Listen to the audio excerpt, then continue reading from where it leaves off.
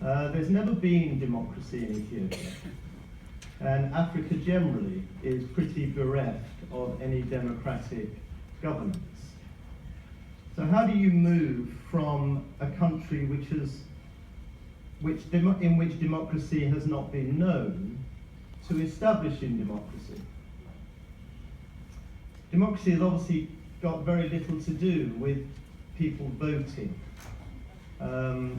It is an expression of your democratic right, but democracy is much more complicated than that. It is really, there are two pillars to democracy, I would say. One is participation, and two is social responsibility, and the two go hand in hand. So the responsibility to create a democratic system within a country doesn't really rest with the government. It lies with the people. And the heroes in Ethiopia at the moment seem to me to be the protesters. And I stand with every one of them. They have shown tremendous courage and consistency since 2015, actually, and beyond, I suppose. So, when I was working in Ethiopia, there were two things that I noticed, amongst others. I'll give you one example. And I was working with street children, and we were running sort of education projects and vocational training programs. Now, this was in 2007, so you may say, oh, everything's changed, Graham, since then. But we ran programs on a Friday morning.